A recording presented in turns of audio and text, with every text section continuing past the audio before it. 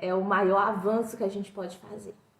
Porque você tem duas escolhas, ou ficar se lamentando pelo que não fez, ou avançar.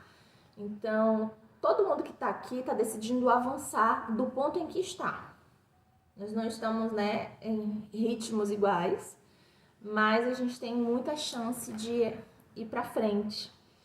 Então, o que eu quero com esse vídeo? É trazer consciência do que você realmente quer. Eu estou conduzindo você nessa nossa conversa aqui, e eu preciso muito que nesse momento de escuta, a tua memória vá resgatando a consciência daquilo que você quer.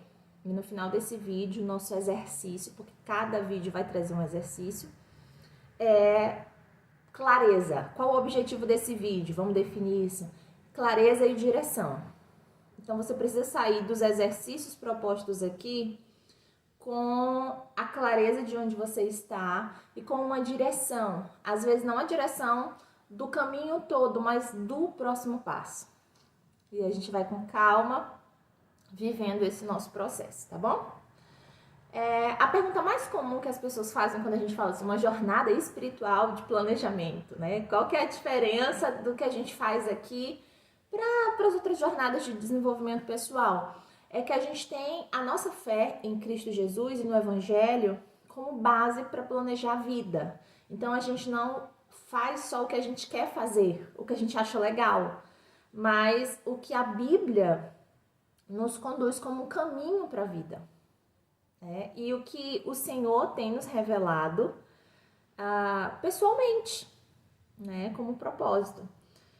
E uma ideia errônea que as pessoas têm é que o planejamento, ele colide com a fé. Que o planejamento é uma maneira de ser independente de Deus. Mas a proposta que eu quero te trazer aqui é que o planejamento, ele pode ser sim submisso à vontade de Deus. E é por esse caminho que nós vamos andar. Como que eu organizo a minha vida totalmente submissa à vontade de Deus?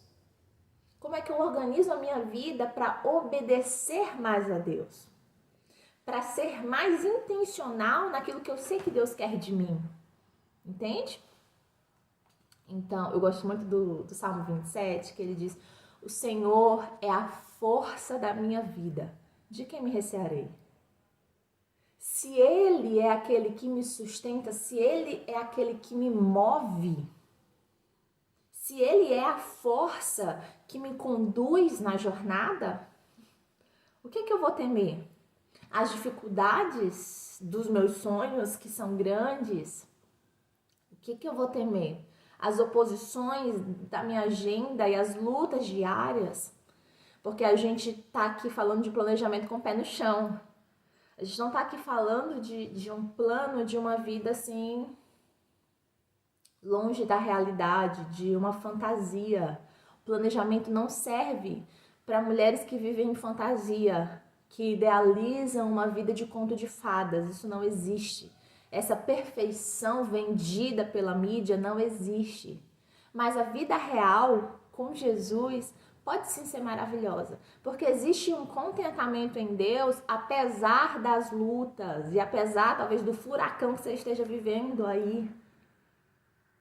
Não sei como você terminou 2025, como você está iniciando 2026, mas eu quero te convidar a iniciar com esperança. Porque o que nós vamos fazer daqui para frente depende de uma decisão sua. Por que eu tô falando isso? Porque Deus quer transformar as nossas vidas. Sim? Você crê nisso?